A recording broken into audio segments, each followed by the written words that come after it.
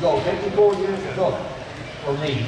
I was 23 years old. I went to Vietnam by boat, believe that or not, early, 65, 66. So it was not being protested by the colleges and all the people in the United States at that time. It was a war that meant something to us, you know, so the communists couldn't take over country by country by country. That was a big war back then. Anyhow, we were there by about 17 days. I was first lieutenant. I was infantry and a ranger, and I was asked on the boat to get 35 men together.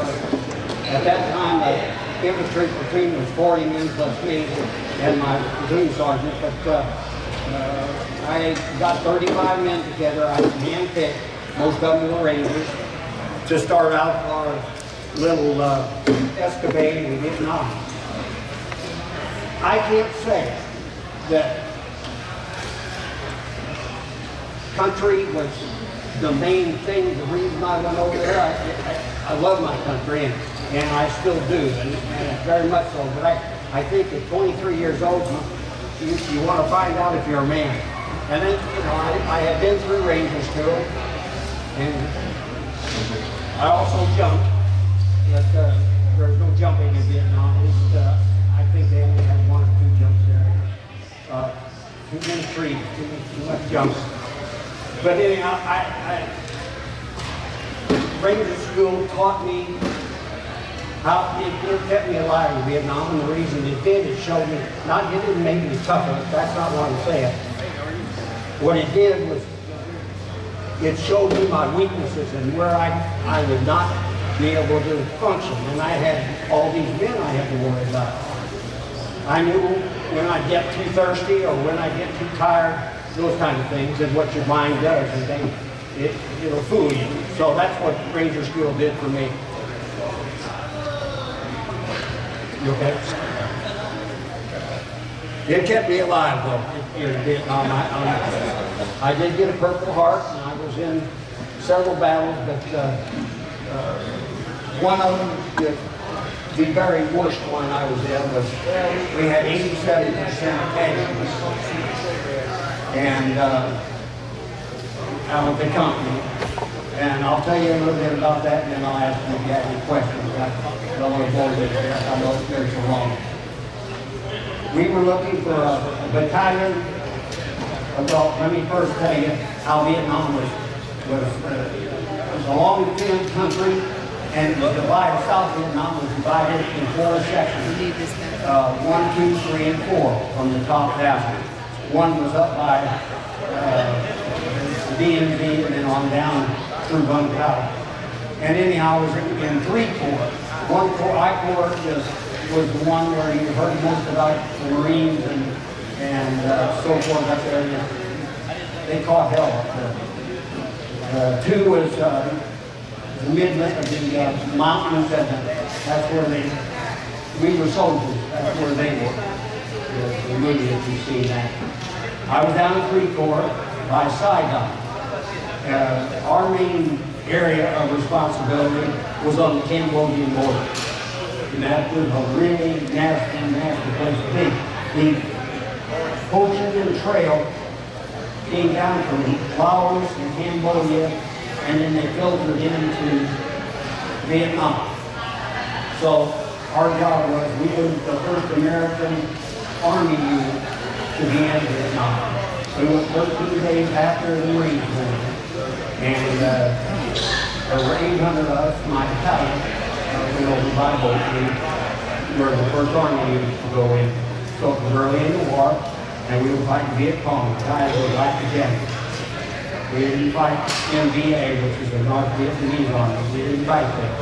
We fought the Viet Cong, and they had their Chinese advisors. Well, before going too long, to tell you about this battle, we were looking for, this was mid-year. I had been there long enough to know how to get through the jungle and know how to fight. We had several firefights in our search and destroy. But this one we were looking for D-800. D-800 was an actual be on the tides. They stayed together, trained together, we all wore black jackets. They carried with them 100 and women and children. The women and children weren't there just for kicks. They were there after the battle to slit our boys' throats, take their ammo, grab their weapons. They were part of the fighting team. You can sit there. So they weren't our friends. So there was 500 of them, and we were 137 strong. We've been out 2 weeks looking for these guys, and we didn't see one vehicle, not one. And we walked all over them. Obviously it was, it was trying to keep it. Obviously it wasn't, get up to 115, 122. So it was not an easy walk in the park. On Easter Sunday, 1966, we were sitting at the end of a LZ, which LZ is a landing zone. You look at it as just an open area. It was about 300 yards long, 100 yards wide, and it was like a football field out in the middle of the jungle. LZs and Bernie, helicopter cages and all that. Well, they brought a preacher in because it was Easter Sunday, and I thought, boy, oh boy, that'll give us some time to just sit down on the ground and relax. And it never did hurt to talk about God. We all believed, obviously. We were all little thought so. Anyhow, we're down at the end of this LZ in the tree area, and I was just listening to the preacher and watching I just watching the LZ. I'm not for anything, just looking out that way. And I saw 3 men walk across all over, about 150, 130, 150 yards away. And they were walking across and they didn't see us. And I saw them and I realized in seconds that's a team from the 800 looking for us. Anyhow, I grabbed my machine gunner and my interpreter, and we started running down the middle of this LZ to grab these guys, because I wanted to know where D-800 was. Anyhow, we were firing our weapons. We killed the first man, middle man we wounded, and the last guy got away. Went back into the woods. We got up to him, and not very gently, but I asked him where D-800 was, and he said they're around. And through my interpreter, I said, what does that mean? And this guy wouldn't tell me for a while, and we asked him a little harder, where are they? He finally did, and he said that they were within 500 yards of us right now. Well, we knew that we were outmanned 4-1, with the women and children 5-1.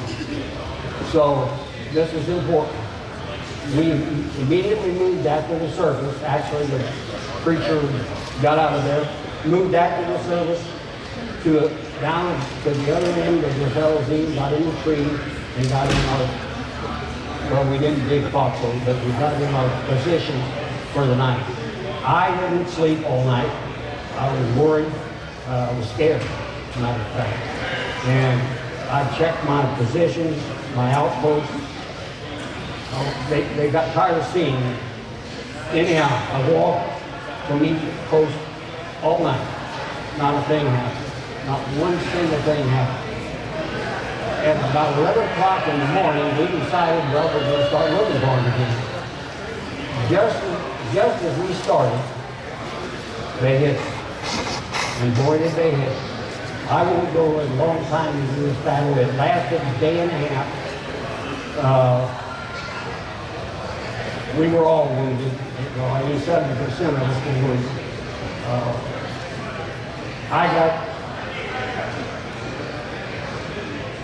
I had to call in artillery. One of the things that we had to do was we lost a lot of men and we were all going to die.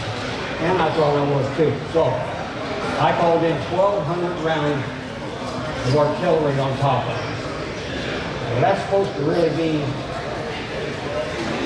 you're rolling. A bunch of nonsense. I gotta live with that. So some of mine didn't have part of it. But anyhow, all that 1,200 pounds, if you've ever been under any of our stuff, that's the most that you have. One little note, funny thing that happened in this thing, there wasn't anything funny, but just after, and then I'll stop and you can ask questions.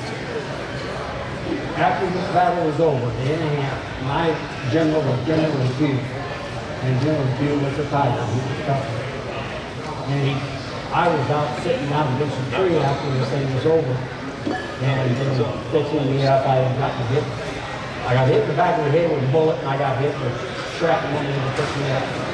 And the general said, General Pugh said, I understand you said it was okay to hit Americans, kill Americans.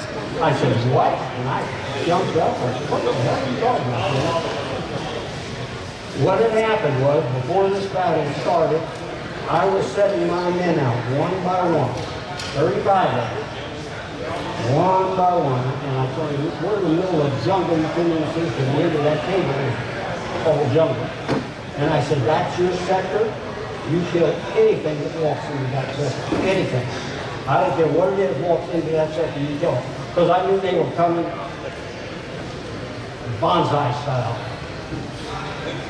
So, I told my men this, and then I remembered, I did tell one of my men, he asked, he said, what if an American moves into my little sector? I said, you kill anything that walks into that sector. And of course, he said, what if an American? And I remembered this when the general there, he said, what if an American? I said, you kill anything that walks into that sector, because everybody was scared. And I knew that they had to have exact definition of what to do. So, anyhow, the general smiled and he said, funny things happen to Tom down here. And he said, I know what trouble is. And he said, it's not a big deal. It's the way things happen.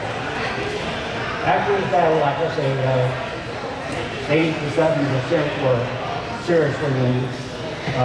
And Vietnam from then on was searching his story. Now, ask for any questions.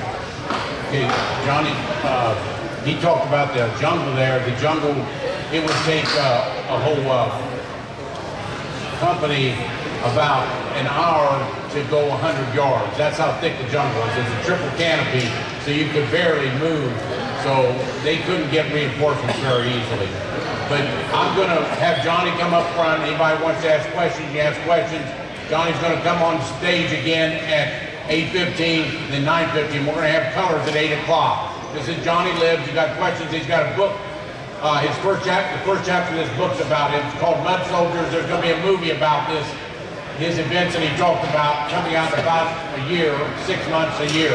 So it's called Mud Soldiers.